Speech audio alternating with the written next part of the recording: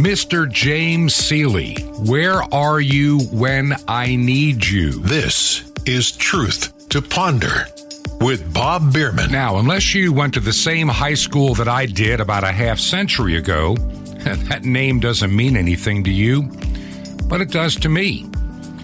He was a science teacher. Matter of fact, I had him 2 different times, both in my freshman and again for a different type of science class in my junior year. And there's one thing about James Seeley that just kind of sticks out of my mind.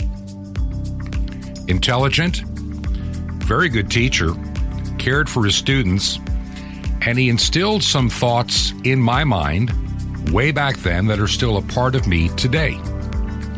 There was something about science, and he talked about it way back in 1968, 69, somewhere in there, about the scientific method.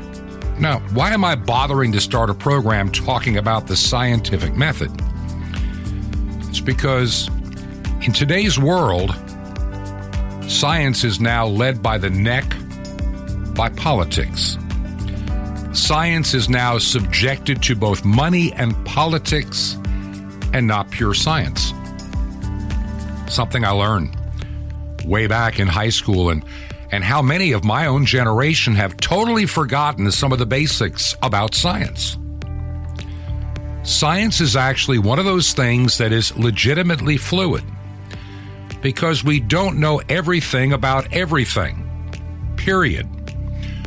We know what we see, and we try to construct experiments to prove our theories and our hypothesis, our thinking that might be based upon observation and some of the laws of nature to which we have unraveled.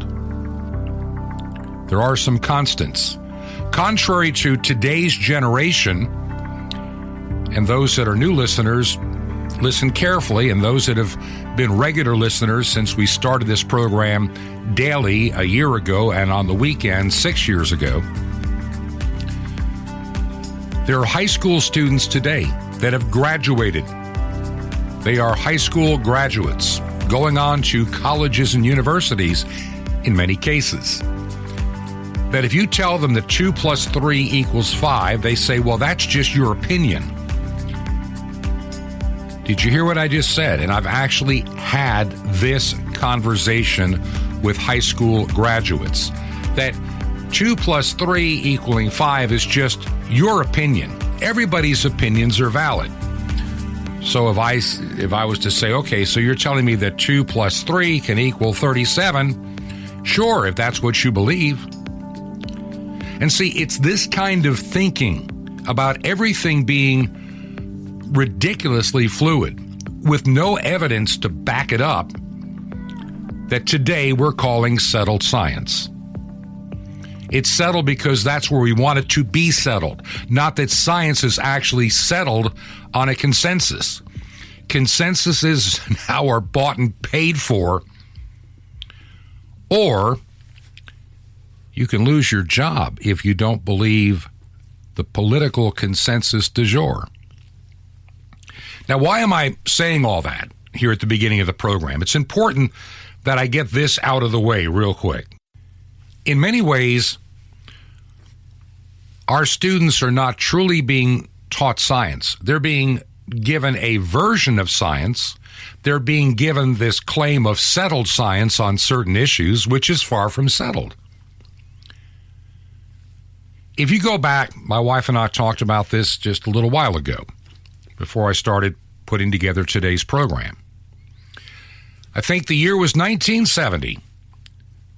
I'm a high school kid with a tape recorder, and I'm trying to learn the radio business and how to do certain things. And it was a beautiful day in May on a Saturday when we celebrated what was the first Earth Day across the world and the globe in the United States. And many, many towns all across the United States, large and small, had special events for this new special day to help us understand and care better for our planet. Now, at that point in my life, it wasn't too troubling. It really wasn't troubling for a whole lot of people, Because we knew back then that pollution was an increasing problem all over the industrial portion of the United States and in many other areas. People knew in California that you had smog from the exhaust pipes of cars. People in Ohio had seen the Cuyahoga River catch fire. People near Buffalo, New York had the Love Canal disaster. And we can go on with all of these pollution issues. I can remember when I was probably in the 8th grade, a teacher there played us this song, which kind of reminded us about the problems we were facing. This is a satire song, and it came out in the late 1960s. Listen, it's really short. Listen to this. If you visit American City, you will find it very pretty. Just two things of which you must beware. Don't drink the water and don't breathe the air. Pollution, pollution, they got smog and sewage and mud. Turn on your tap and get hot and cold running crud. See the halibuts and the sturgeons being wiped out by detergents.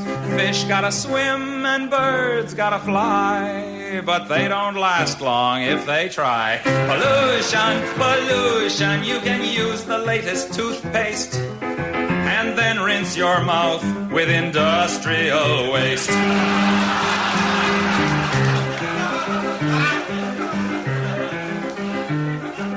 Just go out for a breath of air, and you'll be ready for Medicare. The city streets are really quite a thrill. If the hoods don't get you, the monoxide will. Pollution, pollution, wear a gas mask and a veil. Then you can breathe, long as you don't inhale.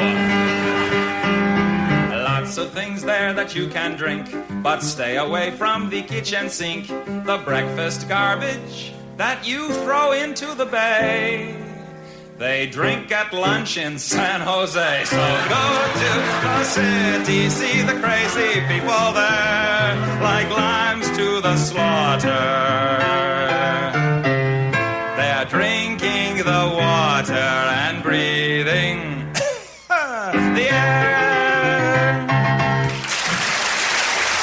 I think that recording came out in 1965. I heard it for the first time probably in 1967, maybe 1968. Tom Lear, the album was called That Was the Year That Was, a bunch of political satire songs talking about the news of the day. And let's be honest, in that period of time, in the mid to late 1960s, as I mentioned before, the idea and the worries about pollution were everywhere. We knew that we were throwing in toxic waste and chemicals into our rivers and streams, and it was not going to be sustainable. And I agree with that. The Bible teaches we should be good stewards of this earth, and I think throwing toxic waste into a river is not being a good steward. So let's agree right there. So the mindset at the time, 1960s, early 1970s, we have to deal with our pollution. So enter Earth Day 1970, young guy, me, my little woolen sack, battery-operated 5-inch reel tape recorder. And I'm out there trying to talk to people and get some interviews that are going to be used in a little presentation. I think I'm like barely 16. Just getting started. Radio's my dream. And I listened intently, as anybody that age would. I mean, it was an impressive day in the small little town that I lived in upstate New York. Big flatbed trucks with a rock band. Big speakers. Lots of activity. Lots of things to see and do. And some speakers that talked about the world of tomorrow and how things could be made better, and also the things we must fear today. There was a guy that spoke about the world if we don't do something now. If we don't take proactive action immediately, what our world will look like in 10 and 20 and 30 years. Now remember, 10, 20, and 30 years would be 1980, 90, and the year 2000. So here he is, this professor, and I'm almost positive, memory serves me on this one, he was from Cornell University. And apparently he was speaking at several of these Earth Day events across parts of upstate New York, from our area near Lake Ontario down to the southern tier where he was. So he was making about 4 or 5 stops during the course of the day. And he got in front of that microphone and his voice blaring out on those PA speakers. I'll never forget this. As he talked about the coming winter of our lives. And he said, because of pollution, because of what we are doing, we are plunging the earth prematurely into an ice age, one that may last for an incredibly long time. And it'll be a man-made ice age. Now, you hear what I'm saying? Ice age. He talked about this region in which we lived in upstate New York, which I always teased it had 2 seasons, winter and 4th of July. It's not quite that bad. But the winters can be rather cold and snowy. Fall comes early and spring comes late. And the summer is short-lived. It is just the nature of being in that part of upstate New York. But when you live there, you never think twice about it. That's just how it is. But he talked about the day that our idea of our spring, summer, and fall would just be nothing but a tiny spring and a fall with no real summer in the middle. And our winters would be longer, colder, and darker, just like Alaska, because of man-made pollution. We were going to freeze to death. And the one thing that I'll never forget, among many things that he said that day, that he said all the research that has been done to date say that by 10 years from now, those warm tropical days in Florida will give way more to like weather we experience, perhaps like in the Carolinas. And by the year 1990, snowfall will be a regular event at Miami Beach. And by the year 2000, the weather that is terrible in upstate New York will be what Florida gets, and we'll be living like in the tundra if we don't do something right away. And the solution at the time was landfills, and they were already talking about fossil fuels. They were already talking about oil shortages because, you know, we've already reached the peak of oil production. There's no more left, and in no time, there'll be none coming out of the ground because it'll just all go totally dry. Nothing left. We already knew the oil fields of Pennsylvania and southeastern or eastern Ohio were dried up. They were still drilling in Texas and Oklahoma, but they too were going to be in peril. And will be dependent upon the ever-depleting supply of oil coming to us from a very unstable Middle East. This is 1970. Be prepared that we won't be able to drive our cars by the year 1985. Or 1990. We'll have to find alternate methods of transportation. You see the fear-mongering already back a half century ago. And many of these people, I'm certain, believed what they were saying, or they were being paid quite well to say what they did. When you're being funded to find an answer, and they give you the answer before they give you the funding, what do you think people are going to do? There's a podcast that I occasionally get a chance to listen to. It's called Just Right. It comes out of Canada. And I may, not today, but I may share an excerpt from one of their broadcasts. And I really enjoy some of the things that I hear. It points out some of the fallacies and inconvenient lies that we've been told for a half century or more. So if you go back to 1970, 51 years ago, we were told we're going to freeze to death. But see, here's what happened. It didn't happen. In fact, as the 1970s progressed, if anything, the temperatures had a slight warming trend, or they stayed pretty steady. By the 1980s, I can remember what the weather was like where I was living. It was fairly consistent year to year. There wasn't this sudden cold turning and freezing. Miami Beach didn't see the regular snowfalls when the year 2000 hit. I know, I was living in Florida at the time. We were never worried about snow. We weren't even worried about having heat in the house. When I moved to Florida, this is true. This is 1998 that my wife and I moved to Florida. I became the pastor of a small mission church that was in real need, along with some other work to keep us afloat. I can remember we bought this small house in the little town of Venice, Florida. Not in the city, but it had a Venice, Florida address. Older neighborhood, small houses built probably in the 1960s, early 70s.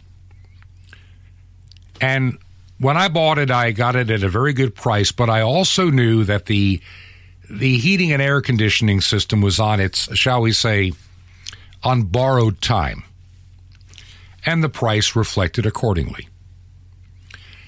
And so there in 1998, we moved into the house. Now, the air conditioning, we bought the house in May of 1999. We had been down there with a small rental house for about 6 months prior. And so the air conditioning worked rather well. I was very pleasantly surprised. And so we got through that warm summer, which is typical of Florida. You know, you can have a Florida forecast in that part of the world.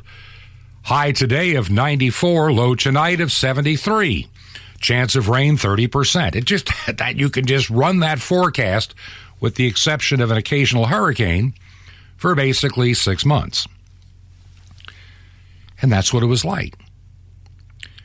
Then the fall came, and fall there really is like November, maybe early December, where the temperatures have cooled off and the daytime highs are in the upper 70s, low 80s. Nighttime lows are in the upper 60s. Then you hit the dreaded winter of Florida for about anywhere from 2 days to 2 weeks, maybe a month.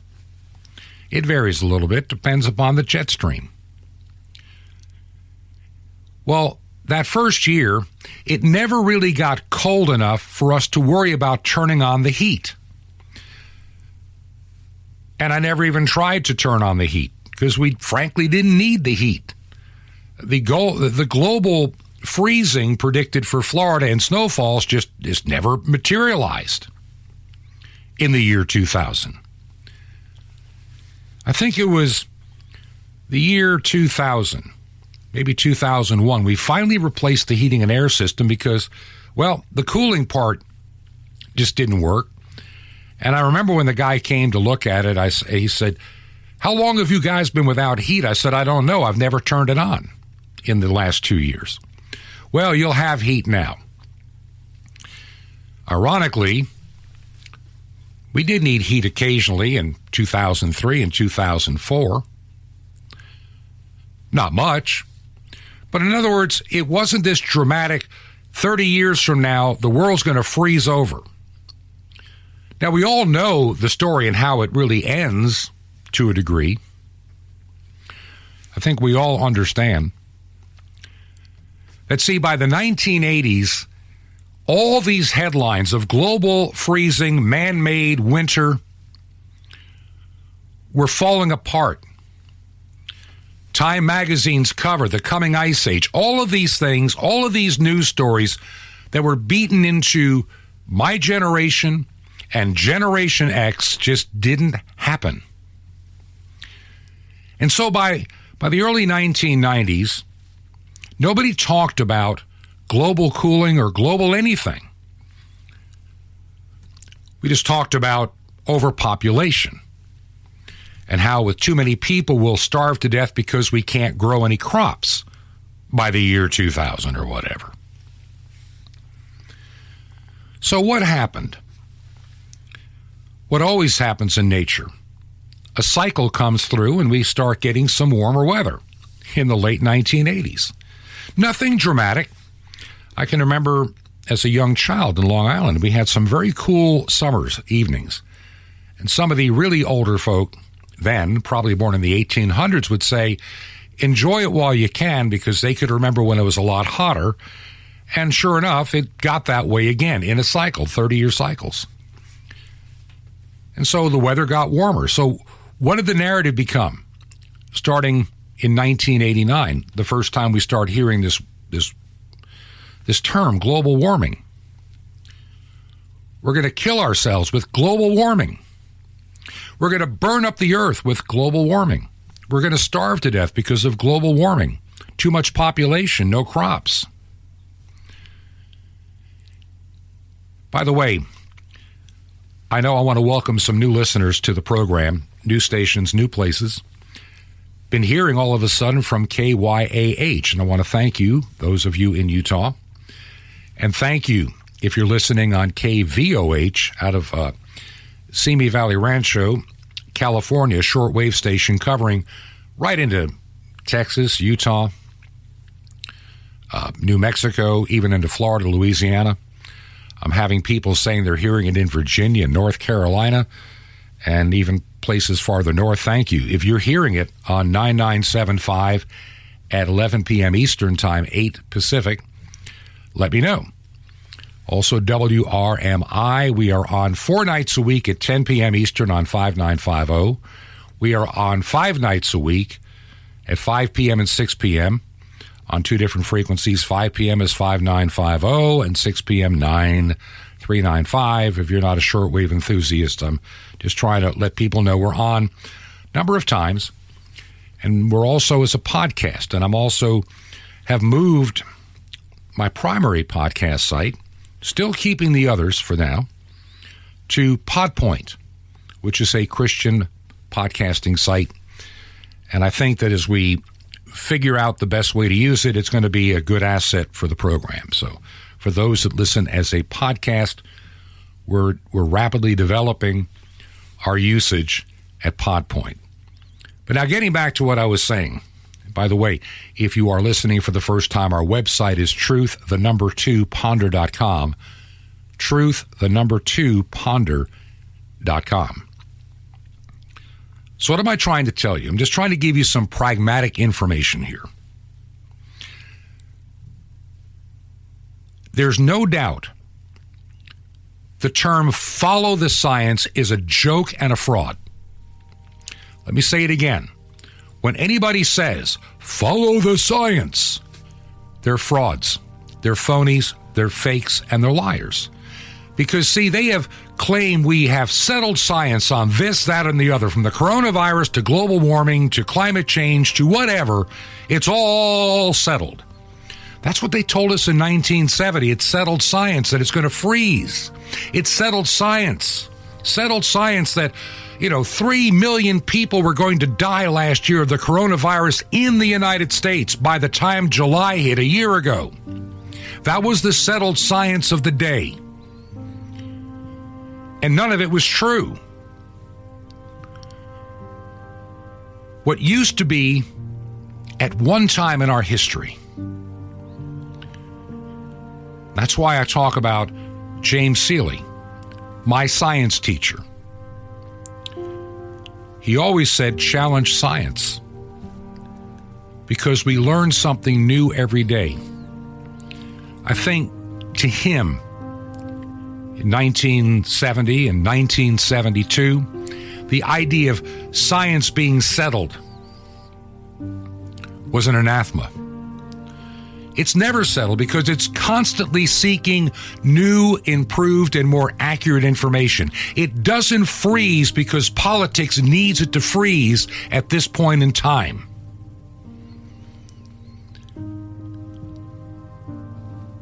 What do you think? This is Truth to Ponder, and I'm your host, Bob Bierman. This program, it does vary from day to day, and I've got some guests I'm trying to get lined up in the next couple of weeks to bring to you again. And I hope that this program helps you because, number one, we come from a Christian viewpoint, a Christian worldview. We are good stewards of this earth. I'm not here to trash it or destroy it. None of us should. But I'm also not going to worship this earth. I'm going to worship the creator of this earth. That's most important. I try to go through the headlines of the day and an occasional story here and there that gets missed to help you understand the challenges we're facing. When I come back on the other side of the break, I'm going to change gears entirely. And I'm going to look at, I don't want to use the word prophecy. I'm going to be very careful. I don't consider myself a prophecy expert by any stretch of the imagination. But I know those that know more than me. I know enough from my study of Scripture when I trained for ministry to have a general idea, and there's some that are more specific. But when you look at global warming, climate change, when you look at pandemic, when you look at the Middle East, when you look at how the nations are rebranding themselves, I think there's some biblical prophecy coming into play. We'll talk about that in just a moment. This is Truth to Ponder with Bob Bierman. The Apostles' Confession. Shalom Alechem. This is the nice Jewish boy, Jonathan Kahn, your Jewish connection, bringing you the riches of your Jewish roots in Jesus. Now get your pen out as fast as you can so you don't miss out on receiving a special free gift you're going to get and love in a moment. Rabbi Shaul, whom we know as the Apostle Paul, wrote an amazing thing in 1 Timothy. He says, it was at the end of his life, he wrote, "Even though I was once a blasphemer and a persecutor and a violent man, I was shown mercy. Messiah Yeshua, Jesus, came into the world to save sinners, of whom I am the worst." Paul was saying, in effect, I was wrong. I was not just wrong, I was totally wrong, unequivocally, absolutely, totally, 100% wrong. I was wrong about the Lord. I was wrong about the Bible. I was wrong about Judaism. I was wrong about religion. I was wrong about my life and everything I was doing. I was wrong, dead wrong. He not only said that at the end of his life, he undoubtedly said it and acted on it and manifested it and lived it from the moment he encountered God on the road to Damascus. It all started there with 3 holy words: I was wrong. Had he never been able to say those words, he would have never been forgiven. Had he never been able to say, I was wrong, he never would have been given a ministry. He never would have been able to preach the word or proclaim the gospel or declare it in the synagogues or to the Jewish people or to the Gentiles or be an apostle or write the epistles or change the world. In fact, everything he ever said or wrote, the book of Romans, Corinthians, Galatians, Ephesians, all rested on 3 initial words: I was wrong. Therefore, those 3 words must be very powerful. It turned the chief of sinners into the foremost of apostles. How much more can it do for you? Don't fear saying I was wrong, because those very words in the grace of God will set you free from the old and open up your life to the healing and glory of God. And it all begins when you say, I was wrong. Want more? Ask for the power of being wrong. Now, how'd you like to receive special daily meditations and teachings with the riches of your Jewish roots in Jesus and give you victory for every day of your week and updates on Israel, world events and prophecy, a free subscription to Sapphires, and the incredible The Mystery of the Temple Doors, all free. You'll love it. How do you get all these free gifts? Easy. Just remember Jesus' real Hebrew name, Yeshua, and dial it. That's it. Just dial 1-800-YESHUA-1. You'll be so blessed, but call now. 1-800-YESHUA-1. And I invite you to join me in the Great Commission to bring salvation back to the Jewish people and to reach millions of unreached peoples around the world on 5 continents. Just call now, 1-800-YESHUA-1. That's 1-800-YESHUA-1. Or write me direct, The Nice Jewish Boy, at Box 1111 in Lodi, Lodi, New Jersey, zip 07644. I'd love to hear from you. It's The Nice Jewish Boy. It's Box 1111, Lodi, Lodi, New Jersey, 07644. Till next time, this is Jonathan Kahn saying Shalom Alechem. Peace be to you, my friend in Messiah, Sar Shalom, the Prince of Peace.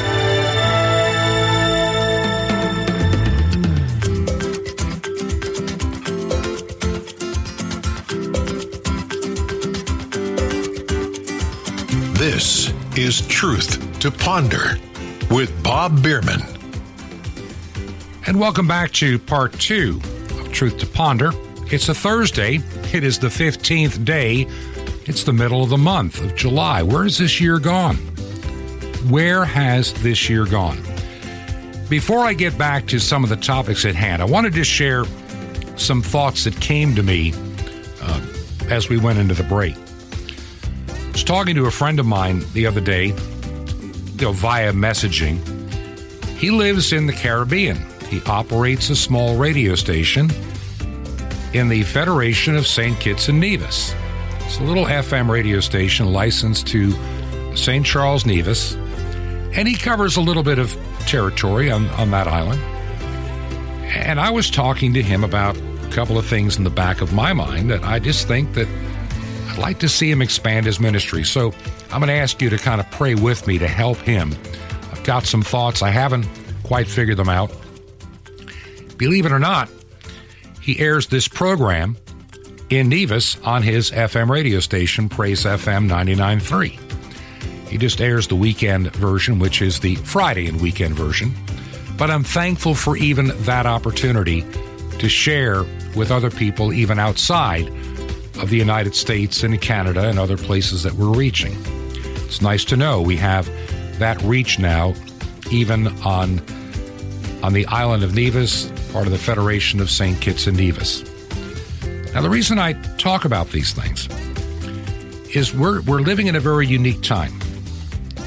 And I believe that radio is going to become increasingly important as the internet becomes increasingly stifled to find information. I've talked about, since the beginning of this program, my fears of using just a podcast. And I'll get to that in a moment, and why, and what my thoughts are moving forward. And some interesting letters that I've received from you over the last several days. I'm not going to get to all of them. I'll get to more of them tomorrow if I don't mention anything that you've written. Just a lot going on. If you believe in the ministry, find out more about who we are, especially if you're a new listener, new station. Just happen to find us on the dial or as a podcast. Our website is truth2ponder.com. Truth2ponder.com. We're also running an online radio station that's also available on satellite. A lot of work needs to be done on the music, I'm telling you right now, and I'm reaching out to some friends of mine to give me a big hand on what I can do with the music. And I believe someone's out there that can help me sort through these files that I've got to find out what should be kept, what should not, how to rotate them. And if somebody could help me, I'll get it all to you as fast as I can. If you believe in this ministry, the money that we raise anytime that you give any financial help, just so you know, is just to buy airtime. God is look, I'm retired. I'm not wealthy. I'm not rich at all. But God has met our needs. And people say, well, Bob, you have 2 homes. You don't know the story of how inexpensive the one in Georgia is and why it is actually kind of a necessity for the time being, as we have other family members needing to spend a lot of time in our home in Florida. So this allows us to do the work we need to do without being on top of each other. And God opened the door for this place a number of years ago out of nowhere, at a time when I was an interim pastor back up here in Northeast Georgia. And so it was just like a wise move with some savings and retirement things that were getting nothing anywhere else. And so here we are. It's a small little place. It's a tiny little condominium. And that's all it is. little loft. It's got a main room and a basement bedroom and my office, which is where I'm coming to you from right now. And we have literally next to nothing in it. God opened the door, as he can open doors for you as well. If you believe in this ministry and the airtime bill and helping us keep it on shortwave, every month we have to raise the money to to pay certain bills. And normally about this time of the month, we start reminding people that coming at the end of the month, we have a bill for this, a bill for that, and a bill for the other. And God has been faithful from day one. We've expanded a little bit. And if you want to help with that, wonderful. But only do as God has, told you to. Don't do it because I'm asking you. And don't think you're doing it to help me. You're not.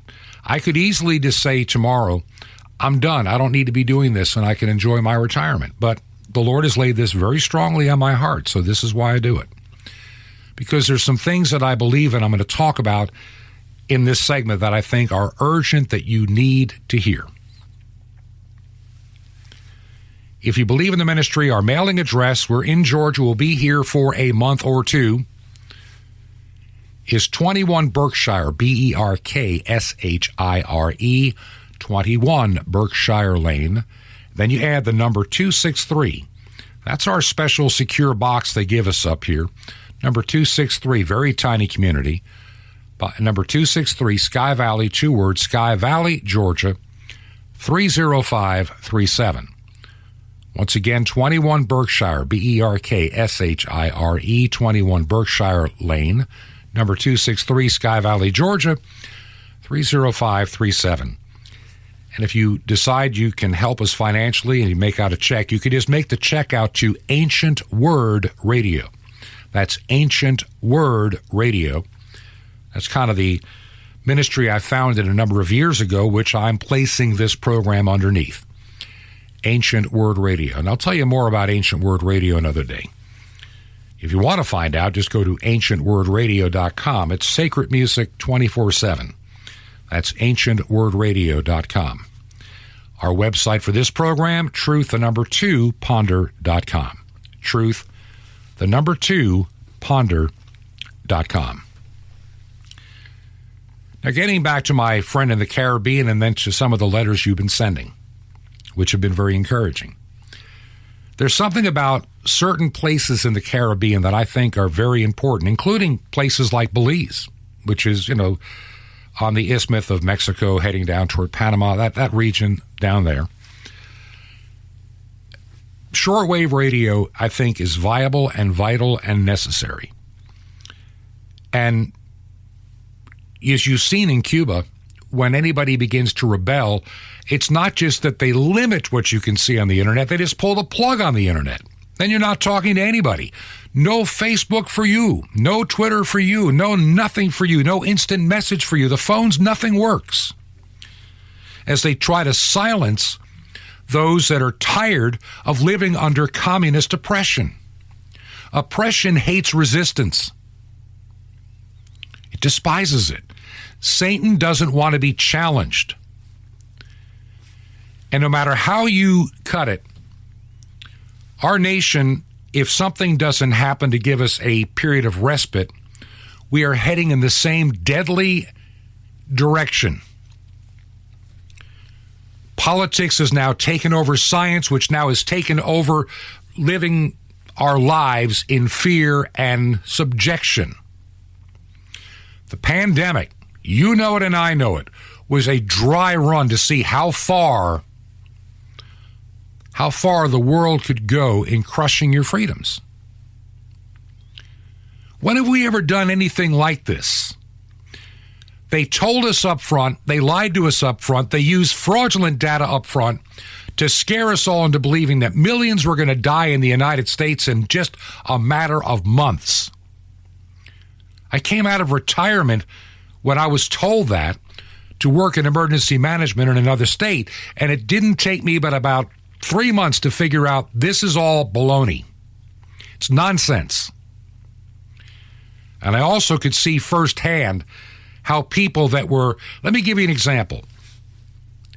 Can't tell you where or who, but I'll tell you one of the quote corona victims where I was serving. We were told to expect 3,000 people dying in a short amount of time. And so we were preparing accordingly. One of the first victims of the coronavirus. Guy was 86. 3-pack-a-day smoker. Alcoholic. Cirrhosis of the liver. Could barely breathe from COPD. Had been in and out of the VA hospital, I think 5 times in the last 9 or 10 months prior to him coming down with what looked like pneumonia. And because the classification had been changed to how we could assume a death, or a coroner or hospital or doctor could assume a death, this guy was our first COVID death. And everybody's in fear. Somebody's died in our county of COVID. And nobody bothered to tell anybody the guy was 86, COPD, 4-pack-a-day smoker, alcoholic, burnt out liver, could barely breathe, lived in a little mobile home shack, little single wide, well known to the medical community.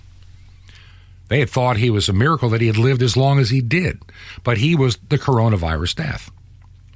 You know that in some states like Ohio, by the way, I've had several people in Ohio reach out to me in the last couple of days. From the northeast part of the state, western and now southwestern part of Ohio. Thank you. Thank you very much.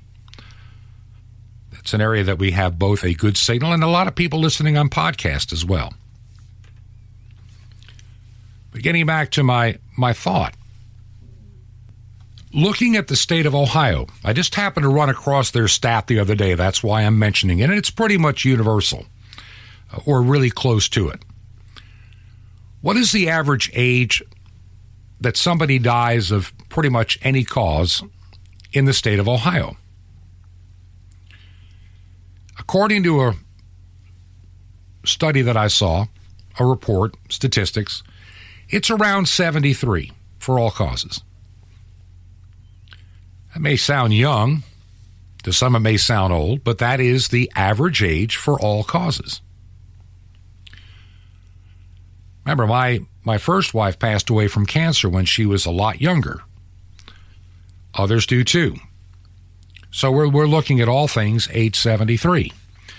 And in the great state of Ohio, what is the average age of somebody dying of the dreaded COVID-19? It's 83. See, this concept that was pushed out, that people can just be walking happily down the sidewalk and suddenly they're attacked by a coronavirus, they fall to the street and die, and people in hazmat suits have to run and pick up the body, was what was being thrown in our face late February, March, and April of last year, putting everybody in fear. So and these were phony videos out of China, by the way. They were not even real. They were staged. We know that now.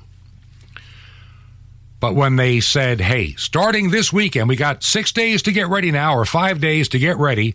We're going to go into 15 days to flatten the curve. We're going to have all non-essential people stay home.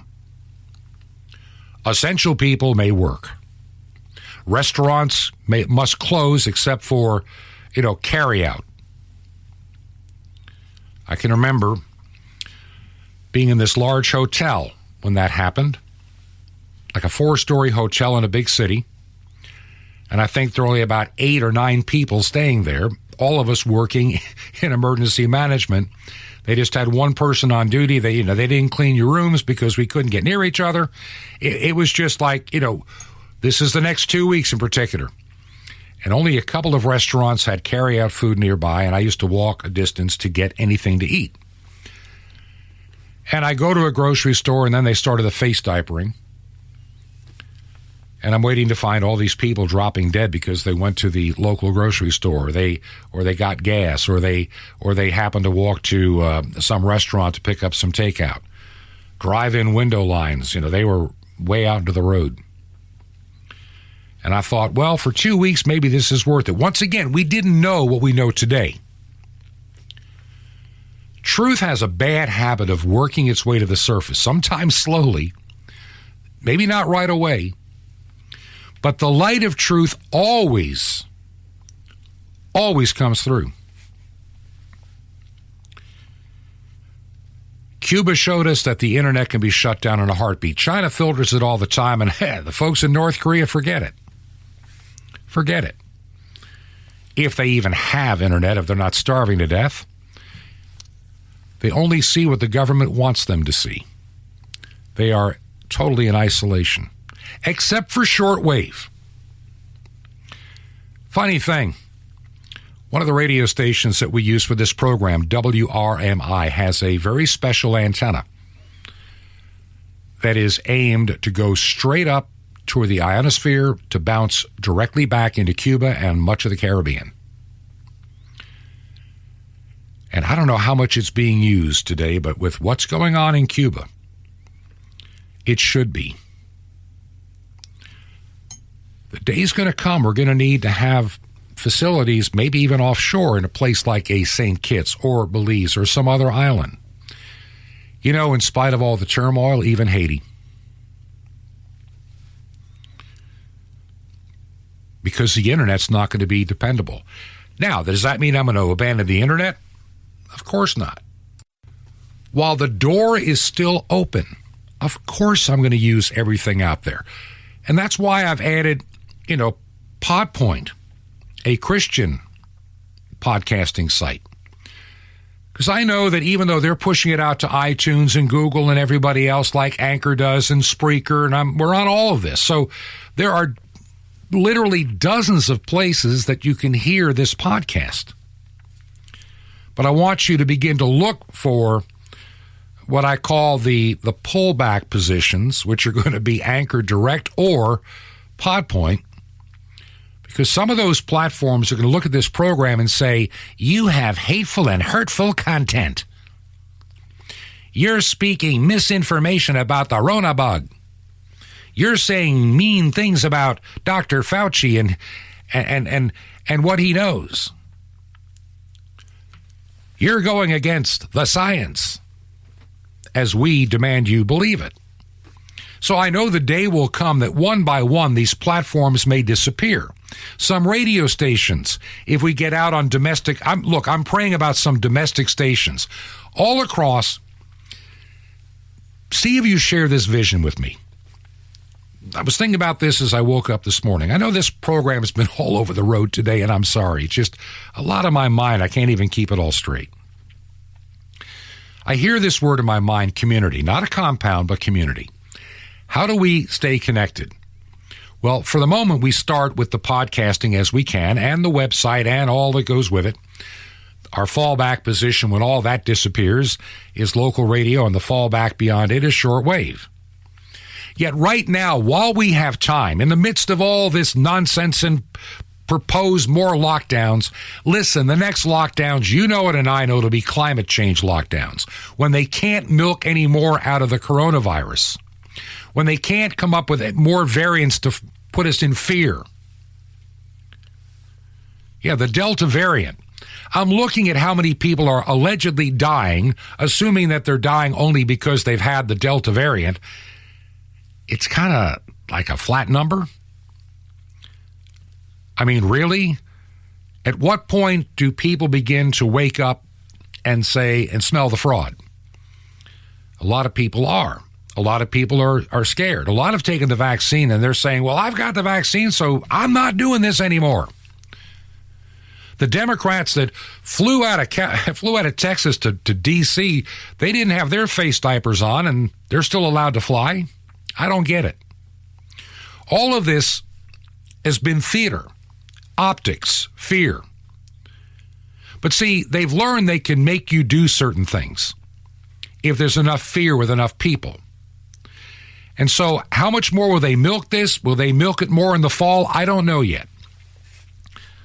I don't have any kind of prophecy wisdom on that. I wish I did. And if I did, believe me, I would tell you. But here's what I do know. Those that worship the earth, something that the book of Romans, chapter 1, talks about explicitly. Those that worship the creation or the creature, not the creator. They're the reprobates now in charge of our government. Let me say that again if you missed it. Those that are currently in charge of our federal government are the reprobate-minded people found in Romans chapter 1. And they've been given over to a reprobate mind to do unseemly, unnatural, and ridiculous and stupid things. And they're doing it. And one thing that came out last year, around the summertime, last year, I remember this. You know, there's been a positive side effect of all the global lockdowns. You may have missed this story. But I caught it and I'm going, I can see where this will be used down the road. This is when I finally figured out how this was being blown up. Look, I know people that have died of this. I know people that have died of cancer, the flu, liver disease, and everything else at young ages and old ages. But the idea that the county I lived in was going to have more people die in 4 months than die in the course of a whole year turned out to be phony nonsense, and all the lockdowns were predicated on that information. But they kept going and going and going and going, cases and cases. With a PCR test, it could have an 80% fraud rate with too many cycle thresholds. Another story for another day. I dealt with it in my work. And I started seeing all this, and I started challenging the narrative, and I said, look, thank you for the nice paycheck. I really came here wanting to do good, but I'm realizing I'm not doing anything good anymore. I'm helping to push nothing but a political agenda. Science has been subjugated to money and politics, and we're being subjugated to phony and fake and fraudulent science. Science that is supposed to be settled because we demand it be settled, because if it's settled the way we know at the World Economic Forum want it to be settled, then you become our subjects, you own nothing, and you'll be happy. That's where we're heading. Now, real quick, Middle East. You know, I look at the Middle East. I look at the Jewish people of Israel. They're still God's chosen people. I know there's some ministries that I'm familiar with. I've even worked for a couple over the years that have turned their back on Israel. And I really believe to their own detriment. They're being deceived. While I recognize there's a tremendous amount of sin and evil in the state of Israel. Look at the Pride Month celebrations in Israel. It's all you need to know. The secular people of Israel, the leftist of Israel. I get it. But in spite of their sin, in spite of their shortcomings, in spite of it all, God made a promise to Abraham, and God is not a liar. And he's not he doesn't take back his promises and say, well, I made a promise, but it was a pinky ring promise. I don't have to keep it. God does not do that. But to hear some of these people that I used to work for, you think that God is a promise breaker. When God is a promise keeper. God will deal with his people Israel in his own way, in his own time. But he still holds them as his chosen people. This administration is going to cave into Iran. Iran is going to be the biggest threat that the Middle East has ever seen. It's going to rise up. And it started about, 10, 11 years ago under Obama, when he started pulling the rug out from under Israel. And he favored the Palestinian solution, which is the one backed by Iran. Iran wants nuclear weapons. Iran wants death to America. Iran wants Israel wiped off the face of the earth. And we are sitting around with a puppet in the White House and reprobates in government pulling the rug on Israel. See, that's why Donald Trump was such a huge problem for the left. I mean, he was a big-time problem. he was an interrupter of their plans. See, they had wonderful plans in play. And then he moves the embassy to Jerusalem. He cuts off the deal with Iran. He pulls us out of the Paris Climate Accord, which is just designed to empower China and destroy the free West, putting us in subjection. I think that for that season, God used Donald Trump. I'm not going to say that he's some great person in God's kingdom and whatever. I mean, but God can use anybody. And Trump was an absolute interrupter of the satanic plans. And I think those plans can still be interrupted from time to time. Look, there's going to come that day that the Great Tribulation will arrive. Don't be deceived, my friend. It's coming. And it's coming sooner than you think. There's always been times of tribulation and turmoil. Look at World War II, World War I. Look at the bubonic plague. Look over history. There have always been times that look like Armageddon is at the door. And then Christ intervenes and we tarry just a little bit longer. The church is going to be changed entirely. We'll talk about that tomorrow. Tomorrow's program, listen, as a new listener, I try generally on Wednesdays. I didn't yesterday, but Wednesday and Fridays, I try to get into some messages of hope and redemption and how we move forward as people that live in Jesus Christ. Had a friend of mine had an idea. He said maybe the age of the mega church is coming to an end. It's going to be the mini church, the alive church, the church that is persecuted, pushed underground, no longer loved, no longer even respected by the world. You can already see that coming. There's a lot we have to do to prepare God's people for the things to come. If we get a period of respite, a little bit of a break, wonderful. If we don't, are you ready? That's part of the reason that we do this program each and every day, Monday through Friday. Tomorrow I'll give you some hope real quick. Keep the idea of that radio ministry in St. Kitts in the back of your mind. I'm just beginning to think it out. It's one of the places that getting an FM license is not difficult at all. There's also an AM that a ministry was supposed to have put back on the air back in 2016, has never done it yet.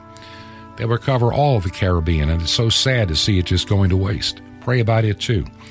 I'll let you know more about it some other time. Right now, just want to thank those of you that have written. I've had some that say, I'd like to help you.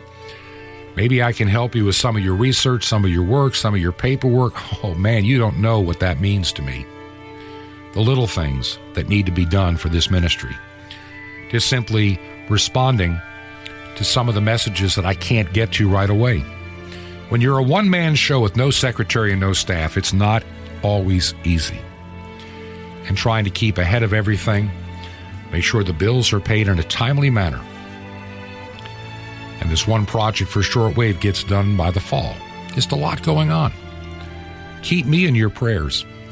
If you believe in what we're doing, would you just send me an email and say, Bob, I'm listening. I'm listening on this particular radio station at this particular time. That would help. And you can just write the email bob@truth2ponder.com. bob@truth2ponder.com. It just comes directly to me. There's no staff. I've told you already. And if you believe in the ministry and would like to mail a check to Ancient Word Radio, it's 21 Berkshire, Berkshire, 21 Berkshire Lane, number 263. We are in the big city of Sky Valley, Georgia, and our zip code is 30537. That's 30537. Till tomorrow, may God bless you. This has been Truth to Ponder with Bob Bierman. To find out more, visit our website, truth2ponder.com. That's truth2ponder.com. Truth to Ponder, shining the light of truth in a darkening world.